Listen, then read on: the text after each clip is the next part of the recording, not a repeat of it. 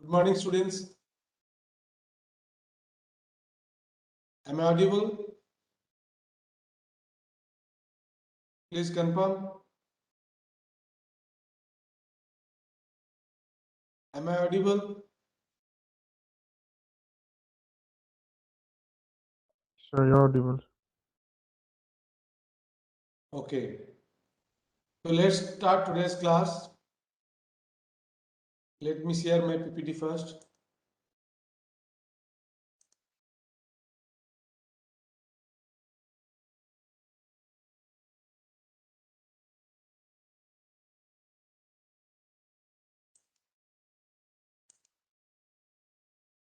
Can you see my slide?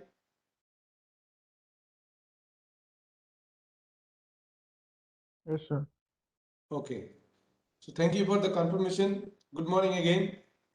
So today we'll talk about matrix and multiplication.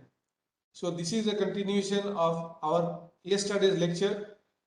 We started with a dynamic programming approach. In the last class, we have already discussed that dynamic programming is an approach to solve different optimization problem. And we have also talked about what is optimization problem and how dynamic programming is applied to solve these optimization problems. So before that, we need to recall two important things which are related to dynamic programming. And before using dynamic programming, we need to see that whether the problem we are considering to find out the solution, it is at all solvable using dynamic programming, or it is the correct selection of dynamic programming for the problem. So there are the two main properties, you can say, or characteristic of problem or the corresponding solution. That is, one is optimal substructure and another is overlapping subproblem or subproblem overlapping. So in optimal substructure, we have seen that in rod cutting problem, that if we want to find out an optimal rod cutting, then the solution to the problem contain within itself the solutions to the subproblems.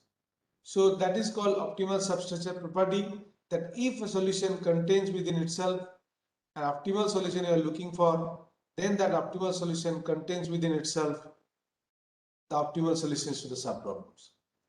And another important thing, that is overlapping subproblem or subproblem overlapping, that during the procedure of solving any optimization problem, if we see the same problem or subproblems appears again and again, so that is called overlapping subproblem. Okay, so if we have two subproblems, then during the solution or the procedure of solving these two subproblems, we'll be seeing that some common subproblems appear in both the subproblems.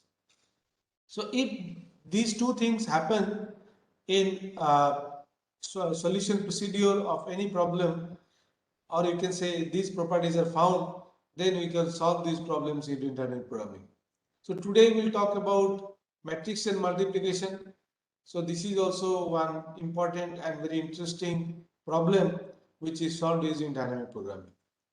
So in matrix and multiplication, from the term itself, we can understand that we have a chain of matrices and we want to find the multiplication result or a single matrix resultant matrix after multiplication.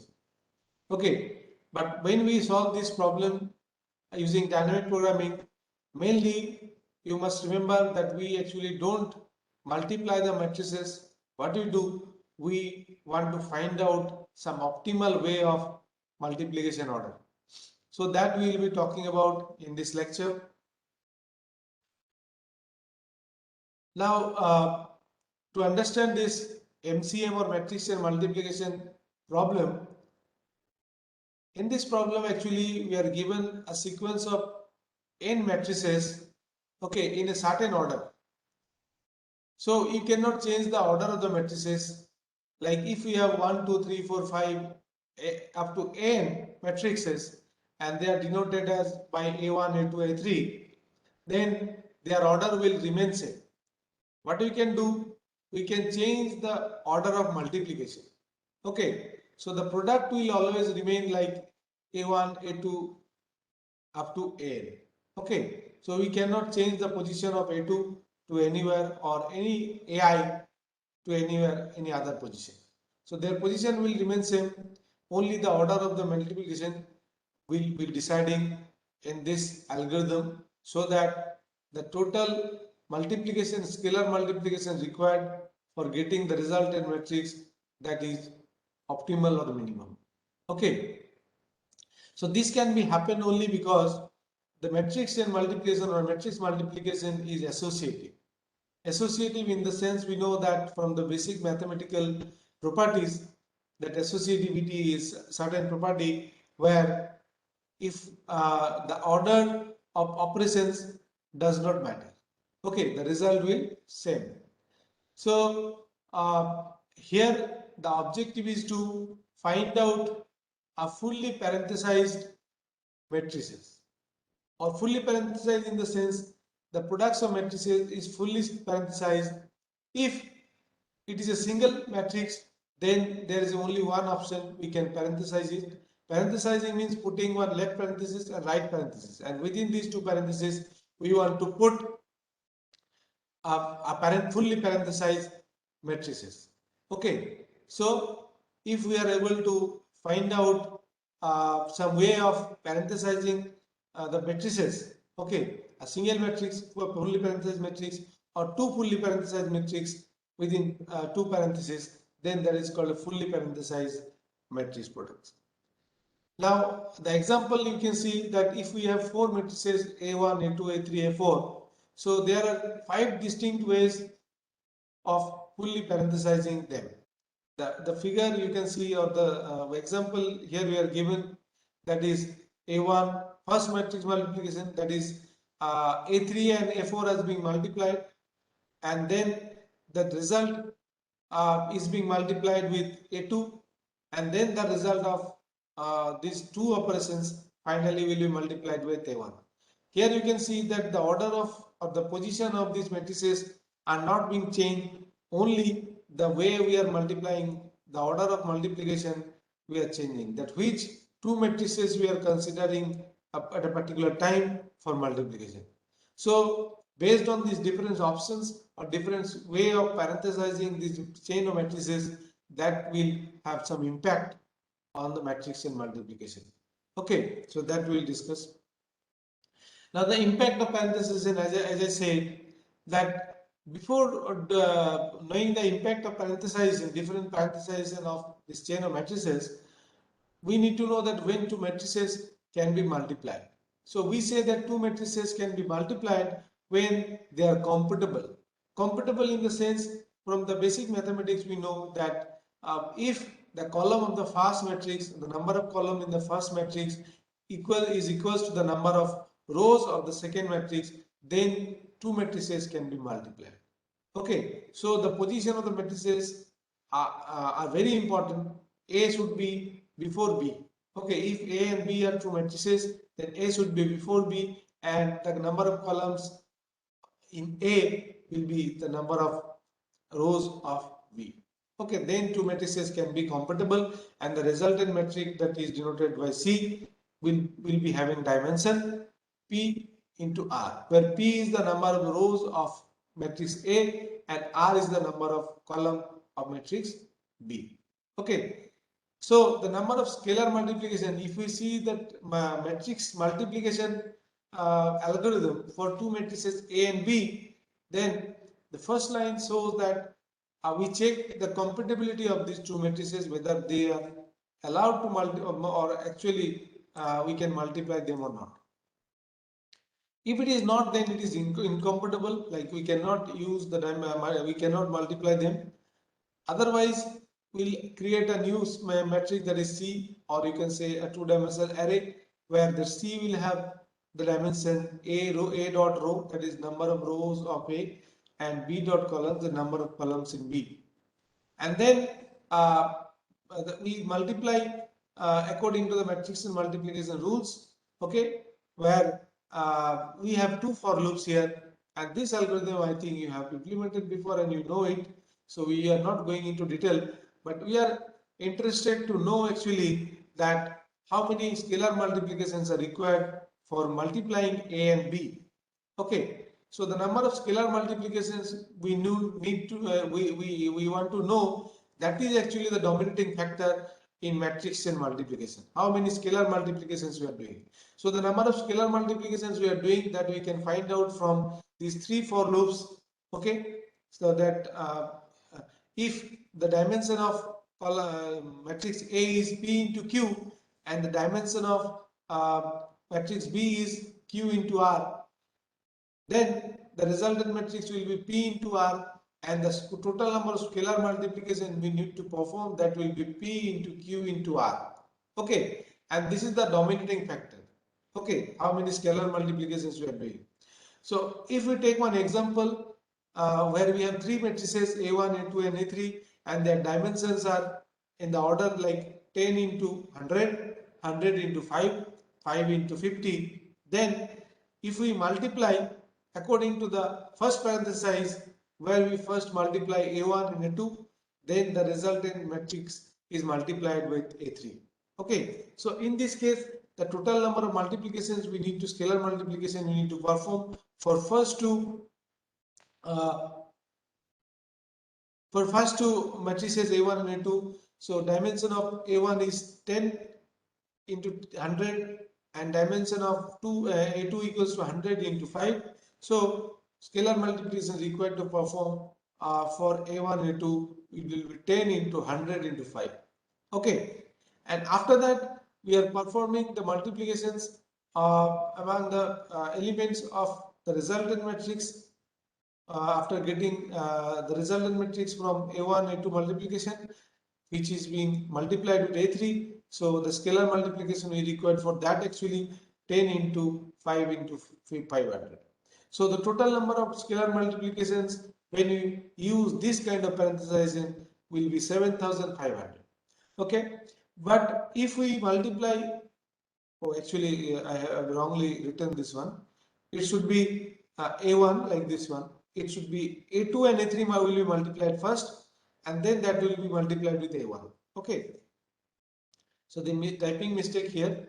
So A2, A3, so A2 is 100, then 5 into 50. So 100 into 5 into 50, and then that resultant matrix will be multiplied with A1, where the dimension of A1 is 10 into 100 into the number of columns of the resultant matrix is 500. So, sorry, 50. So the total number of scalar multiplication we need to perform here using the parenthesization. A2, A3 will be multiplied first, then A1 will be multiplied with the resultant matrix of A1, A2, A3. So the total number of scalar multiplication, you can see the differences. There is a huge difference between the scalar multiplications based on the parenthesization order or the parenthesization of different way of parenthesizing these matrix in multiplications. Because we can multiply two matrices at a time, we cannot use or apply these multiplications on more than two matrices at the same time. So we need to consider pairwise matrices. So in that way we can find out the total number of scalar multiplication we need to perform for different parenthesization. So the first parenthesization in this example is 10 times faster than the second one. So from this example we can understand that actually this parenthesization has huge impact on the total number of scalar multiplications we need to perform if the number of matrices is very high. Okay, so parenthesization is required in a proper way. So here in matrix multiplication, we actually try to find out the parenthesization, optimal parenthesization of this chain of matrices. We are not actually finding finding actually the result matrix or the after multiplying all 1 to n matrices. The objective is to parenthesizing all the matrices in such a way that if we multiply these matrices in certain order, then the total number of scalar multiplication we need to perform, that will be minimum or optimal. Okay, but the result, if you multiply in that way, the resultant matrix will always remain same for any parenthesis. Okay.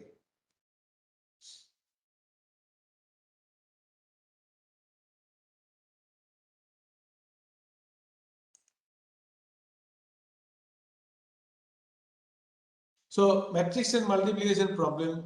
The definition of matrix and multiplication is very simple.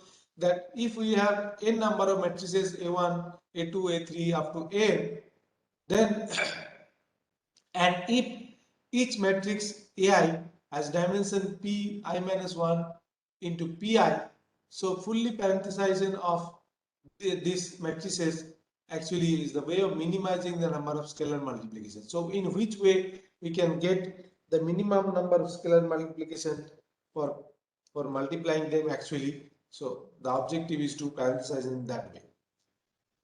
So as I said that matrix and multiplication is actually not dealing with that to actually multiplying the matrices. Our goal is only to determine the fully parenthesization or the order of multiplication of the matrices so that the total cost will be minimum or lowest. Okay, so how many possible number of parenthesization can be done? That is actually denoted by one name that is called the term actually that is called Catalan numbers. So Catalan number is a series of numbers. Okay, so the notation to find out the total number of possible parenthesization for a chain of matrices of length n, then we denote that number is equal as Pn. Okay, and if we have n equals to 1, then there is only one single option of parenthesizing. So when just a minute.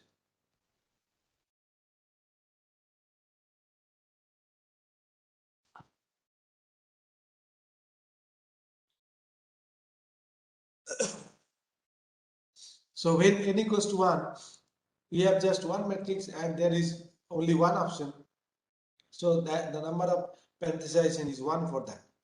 If n greater than equals to 2, then there may be a fully parenthesized matrix, matrices or chain of matrices. In that way, like we split the matrix n matrices into two parts, where two parts are optimally parenthesized or fully parenthesized, and then we are putting them together to get a complete fully parenthesized n matrices. Okay, so suppose we split the matrix n matrices at certain position in between kth and k plus 1 matrices.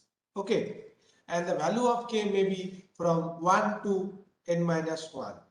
Okay, so the position of this k may vary from, as I said, from 1 to k minus 1 to n minus 1. So we can represent this thing as a recurrence, or this is called the sequence of Catalan number or Catalan series. So that can be written as P of n equals to 1 when n equals to 1, or k summation of k to summation of pk into pn minus k from k equals to 1 to n minus 1 for n greater than equals to 2. So it is very clear that how it is happening, like we can split the matrices, n matrices at a certain position between k and k minus 1, that is we are putting some parentheses in between kth and k plus 1 first matrices, and then again we are doing the same thing with the left part or the left set of the matrices or prefix matrices and the right set of matrices. Okay, so again we can find out the p values like p of n, p of k, pn minus k, all these are okay, we are finding. So finally it will pn will give you the total number of possible parenthesization. So this recurrence actually, if we want to solve it, then we will find out that it is bounded by an exponential term that is 2 to the power n. Okay, actually it grows with a function omega 4 to the power n by n to the power 3 by 2, so which is bounded as omega of 2 to the power n, which is the exponential. So you can see that if we use brute force method or any exhaustive search, okay, exhaustive search for finding a proper position of the parenthesis, then that will be exponential in time. Okay, so this is an exponential time complexity problem. So this is very difficult because when we use dynamic programming, we need to check all the possible position or split position to find out optimal parenthesization. So that actually will take a lot of time. So we need to find out one way so that we can use it or we can solve it with lesser time or lesser time complexity. So here we will see that whether we can apply dynamic programming approach for solving this one. So as I said in the last class that if we want to solve any problem using dynamic programming, 4 steps of sequence we need to perform. One is characterize the structure of an optimal solution. So optimal solution is structure, characterize the structure of the optimal solution. It actually indicates the optimal substructure. That means a solution to the subproblem contains the solutions to the sub-problems. Okay, so if it happens, then we can characterize the structure of the optimal substructure property. Then after finding that one, we want to define recursively a value of an optimal solution. That in scalar in matricial multiplication, we want to find out the total cost of multiplying n matrices. So we are not going to multiply them. The cost here is the total number of scalar multiplication we need to perform. Okay, so recursively we want to define the cost, and then if we can do that, then we want to compute the value of an optimal solution. After that, this will give you the actual scalar total number of scalar multiplication. Okay, that minimum number of scalar multiplication we require if we go by this one or the solution procedure or the dynamic solution we are getting. But actually it is not constructing or it is not giving the parentheses actually, that where the parentheses are being put, only the value we are getting. So if we want to take that, so we need to use some extra steps, okay, to compute the information to get a proper parenthesis, fully parenthesized matrices, optimal parenthesis matrices. So that is the 4th step we need to implement. So we start with the optimal substructure parenthesization of these matrices. So here suppose we have a set of matrices, sequence of matrices, n matrices actually, A1 to An. Okay, but during the parenthesization we need to take a subset of the matrices or subsequence of the matrices. So that will be any starting with any matrix and will be ending with any matrix. So that is defined as ai plus 1 to aj. Okay, where I is always less than equals to j. Okay, I will never be greater than equals to j. And their total multiplication, the resultant matrix is denoted by ai dot dot j. This denotes that it is a resultant matrix after multiplying ai to aj sequence of matrices. Okay, and if the problem is non-trivial in the sense that if I less than equals to j, that means the length of the matrix sequence or subsequence is greater than 1, then what do we do? We can split that sequence into 2 parts by choosing one particular value in between I and j, that is k actually, okay, between ak and ak plus 1. So we will be having 2 matrices after taking these 2 subsequences or actually 2 sequence of matrices ai to ak and ak plus 1 to aj. Okay, and their resultant multiplied matrices will be getting, there is ai dot dot k, k plus 1 to dot dot j. Okay, so both when we multiply these 2 matrices, resultant matrices, we will be getting a matrix, resultant matrix, that ai dot dot j, ai dot dot j. So where the position of the k or the selection of the k is very important, because that will decide the cost of the multiplication or cost of the solution or multiplying the matrices. So total number of cost or the total cost of getting this AI to dot dot dot j, that will be the cost of AI to k plus the cost of multiplying or computing a k plus 1 dot dot j plus the cost of multiplying these two matrices together, and that will be pi minus 1 to pk into pk into pj. So here we can see that we can find out the optimal substructure property here. So as we say that we have a sequence of matrices starting from ai to aj, we split the product between ak and ak plus 1. Then obviously if we want to find out the optimal parenthesization, then or optimal cost actually, then obviously that ai to ai plus 1 ai plus 1 ak, so that will also be optimal. Because if that is not optimal, that means the value of the k, of the position of the k we have taken, if that is not optimal, then instead of taking this thing, we would take that one which will be optimal. Okay, so that's why the value of k we are taking and the product of ai to ak is optimal, or parenthesization of this is optimal, then we will get the optimal solution for ai to aj. Okay, so both the prefix ai to ak and ak plus 1 to aj, so both are optimal, then we are able to, or actually we will be getting optimal for ai to aj. Okay, so that's why it is called sometimes cut and paste. If it is not, that ai to ak is not optimal, then we will take that k value which will give you the optimal result, okay, or cost. So it is actually following the optimal substructure as property, you can say.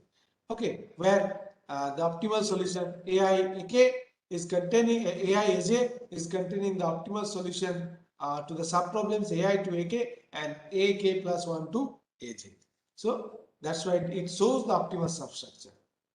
Now the similar thing we can take for the right part also.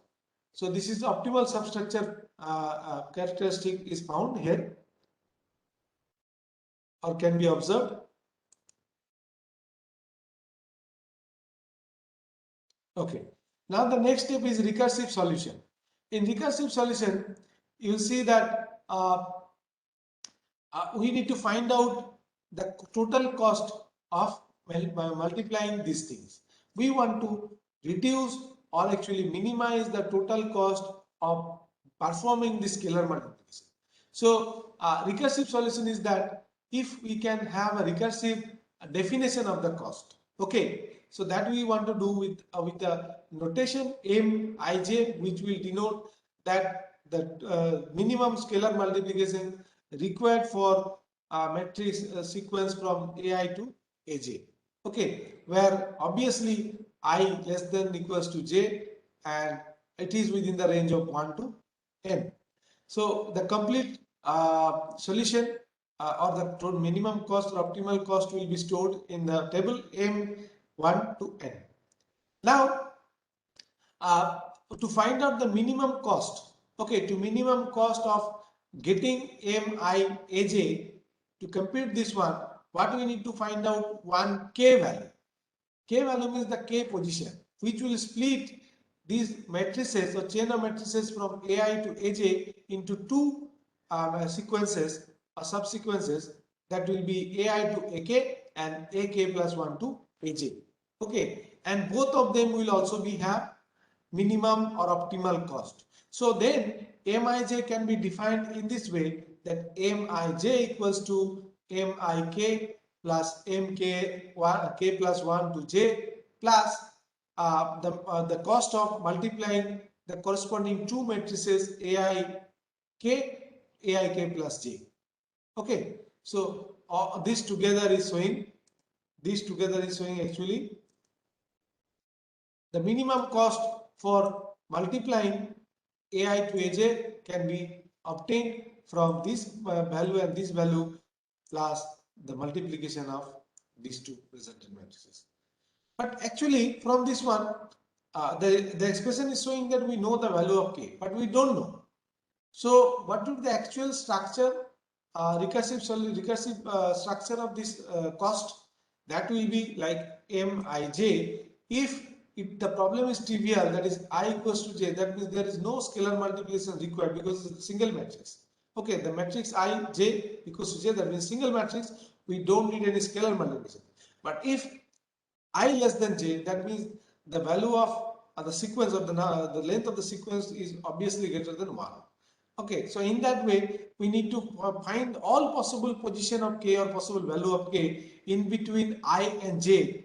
Okay, I and j, such that the value of mik will be optimal and mki k1 k plus 1 to j is also optimal, and the matrix scalar multiplication required to perform multiplying these two. Okay, so we need to find out all possible k values. But if we use exhaustive search, because we need to perform many computations or many scalar multiplication to get the actual or the optimal value of k. So it is not possible. So what we will do, we will use, like we will be saying that these values, or you can see that if we want to find out solution for a sub problem, then it will contain the solution for the optimal solution to the sub problem.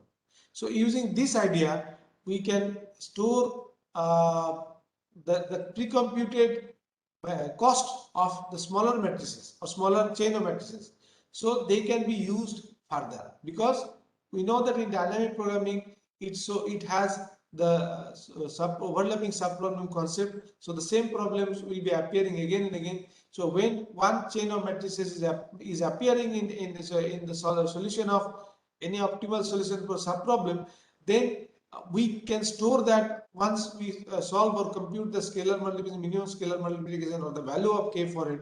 So we can use it for future instead of recomputing or again computing the same value. Okay, same value for the same subproblem we can use by looking up into the corresponding table M. Okay, so this M will give you optimal matrix multiplication with our scalar multiplication need to perform, but it will not give you the actual parenthesis positions. So for that one, we need to use another table, that is Sij, which will store the position of the k or value of the k. Okay, from this thing we can find out where actually we are splitting a chain of matrices Ai to Aj. Now we will compute the optimal. Now we compute the optimal cost for this problem. So recursively we use this. So overlapping subproblem, as I said, this is a property. This is called second hallmark for dynamic programming. That means the same subproblem appears again and again. So instead of recomputing it, we store it once and then we use it for forever. So this is the concept. This is called second hallmark because we have another hallmark that is called optimal substructure property.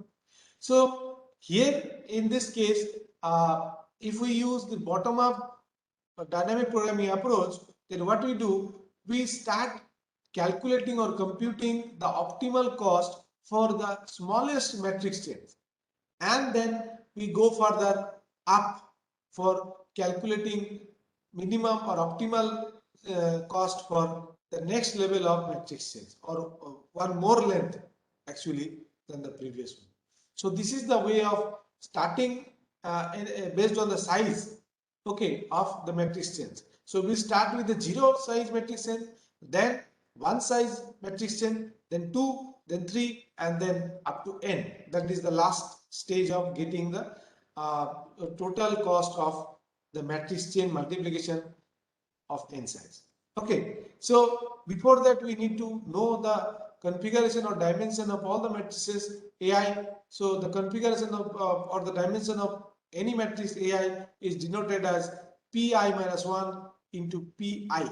So we'll be having a set of P all the dimensions, that is denoted as P, where it will store from P0 to Pn. P0 into P1 is the dimension of the first matrix, and Pn minus into Pn minus 1 into Pn, that is the dimension of the last matrix. Okay, so what we are doing here in the algorithm, you can see that we are taking that P only, and we are creating two tables, M and S, where M is storing the optimal scalar multiplication or optimal cost for this multiplication.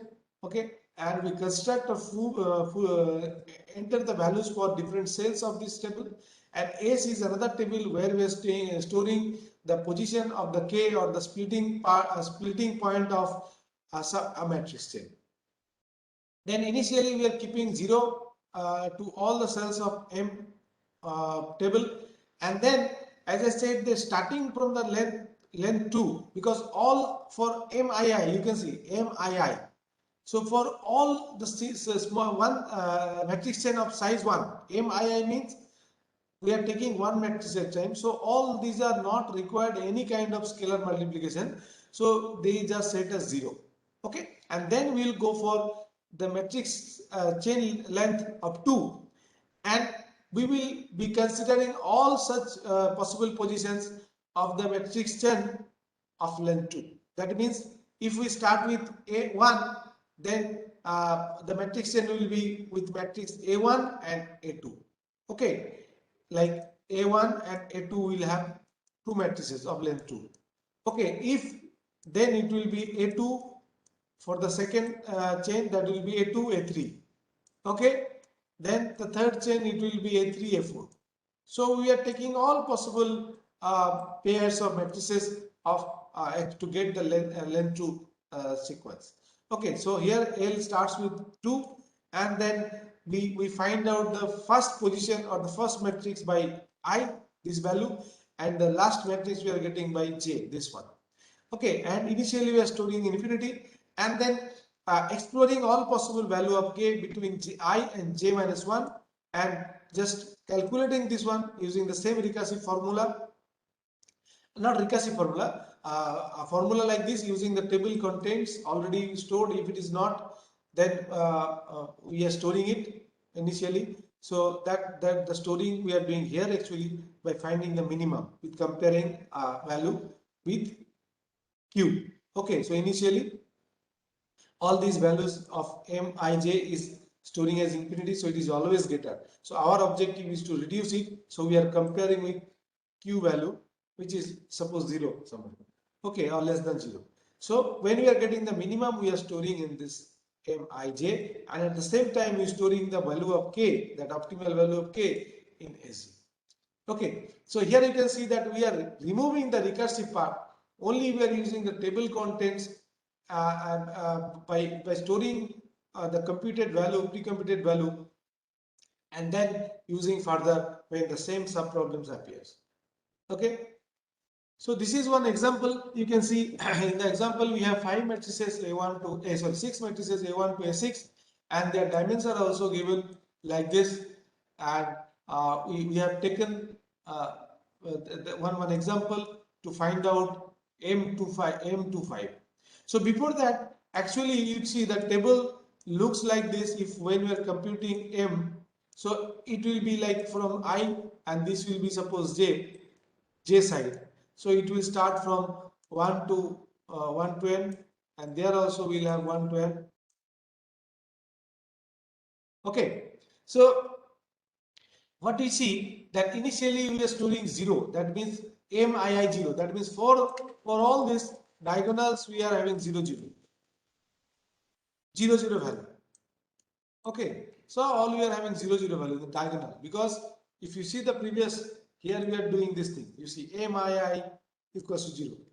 So the leading diagonal will have a 0, and then for length 2, we are finding length 2 from 1 to 2. That means we are having value here.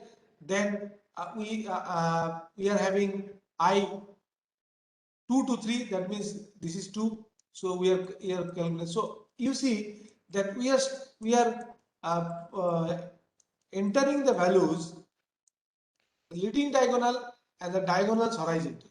So this part is below the triangle is not having any values. So that's why we are just rotating the table in this way and we are getting this kind of structure for M. Similarly for S. So that's why in dynamic programming or matrix multiplication we will be seeing this kind of structure, because the lower part, lower triangle or the leading diagonal, there are no values. Okay, because always the value I is less than equals to j. It is never greater than I, never greater than j. So that's why this part will not be filled up. So okay, now this thing is clear. So if we want to find out M25, so you see that the position of K or the splitting of this thing can be anywhere. So there are three positions of K. One is we can have between 2 and 3. So we are have K equals to, here suppose 2, here K equals to 3, here K equals to 4, like this. Okay, K equals to 4 like this. So from this, what we can see that we want to find out M22, then we need M3K, 35, and then the multiplication of this these two, like M22, that means this one 2, and this one 3. So it will be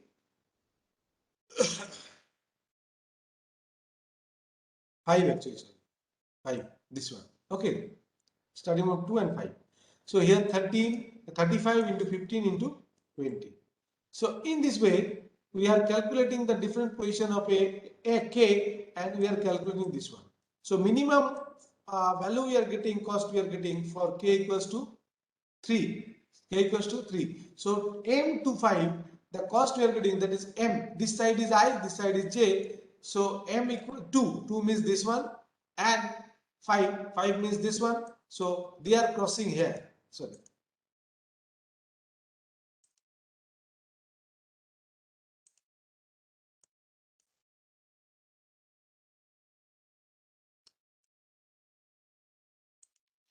Two, here they are crossing 2 and 5. So this is the value. You see 7, 1, 2, 5. This one 7, 1, 2, 5. This one, and the K value we are getting what? 3. So here also you can say 2 and 3. They are crossing here, and the corresponding value is 3. Okay. So this way we are calculating it. Initially for all II we are having 0. Then using these 0 values we are calculating for length 2. That means 1, 2, then 2, 3, then 3, 4, then 4, 5, then 5 and 6. So we can calculate in this way. So it is very easy. You can use this thing and you can calculate, and similarly we can fill up the entries for S also. So after doing that, we just want to construct the fourth step of dynamic programming. There is construction of the optimal solution. So here you see that what we are doing, we are trying to put the parentheses accordingly for the same way, like we are table using the table S, and the two starting matrices I and J. If we are having these two matrices, start and end matrices, then their corresponding K value or the position of the parenthesis will be getting by having from I to Sij, because we know the K value from this one, and the next one we will be having, that is Sij plus 1 to J. So two parts we will be getting, and the corresponding parentheses we can put in this way. So this is very simple. So in this way we can solve the matrix multiplications using dynamic programming.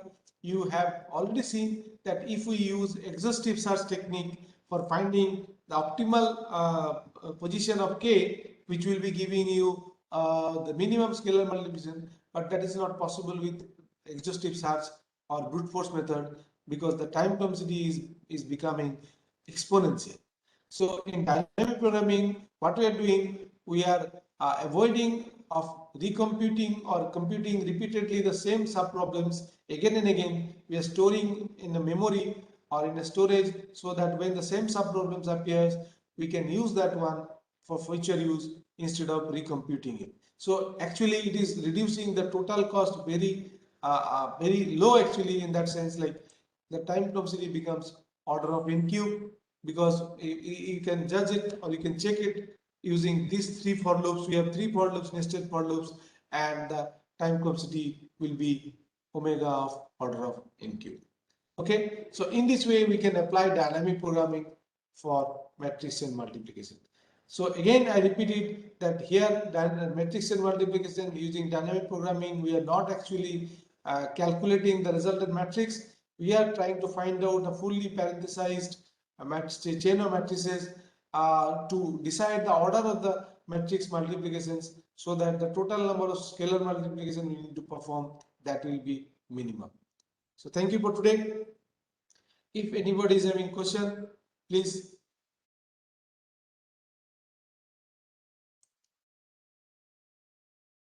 If anybody is having any question, please come forward and ask me now.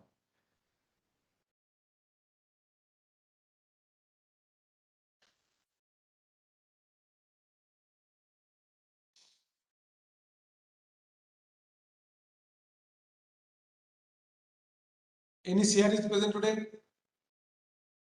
Only I am present, sir, right now. So Among the present attendance is very poor. yes, sir. 32 students have attended. Yes, sir. Most of them are like traveling, sir, right now to the college. Even the CRs are at the college and they have the LAN issues, sir. Few of them. Right now, I'm from home and I will start my journey tonight, sir. By tomorrow morning, I'll be there at the But college. how could you complete this one? In this way, if you like all the students moved Sir, in I'm same thinking days. of, sir, could you share the PPTs and the recorded version of the class, sir, so that even if the students miss the class now, they can recap it later also when they have Yes, I the. do.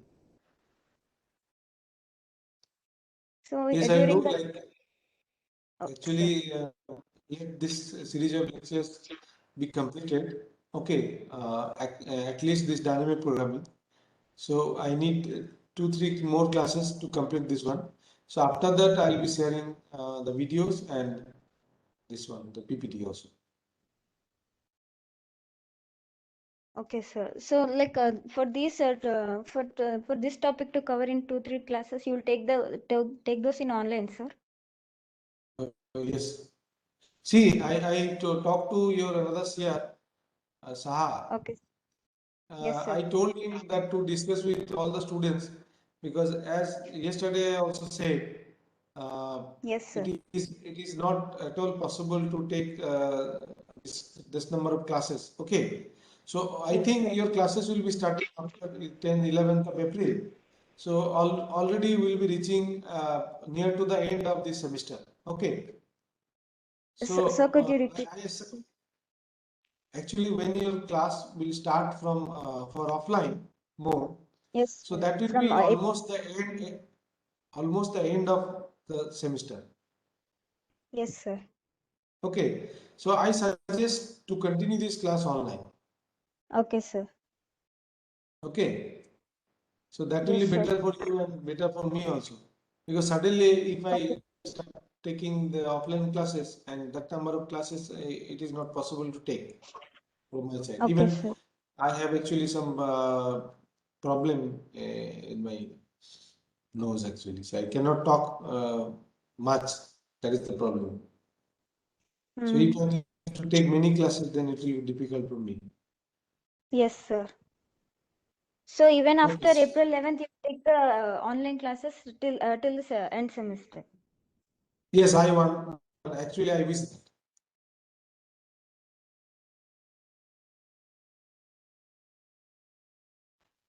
Actually, I want to continue in that way. Okay, sir. So you talk to among So, yourself, and then okay, sir. yes, So, sir, for in these few days, like for this topic to cover, you'll take the online classes itself, na, sir. The attendance is yes, also yes. very poor. The attendance So also is very poor. actually, I have to complete the topic, na. Otherwise, that also be very problem, na. If I don't cover the topics, then how can I conduct the exams? Yes, sir. Okay, and the other thing is Sir, that I have to answer the authority also. Okay, sir. Sir, then So actually, like after that's why I decided to record the classes. Okay, at least I okay, can sir. share this with you. Yes, sir. Thank you, sir. What were you saying? Nothing, sir. Like about the recorded version only I was talking about, and you told the answer, and it's Okay, okay, okay, sir. okay. So thank you. Thank you, sir.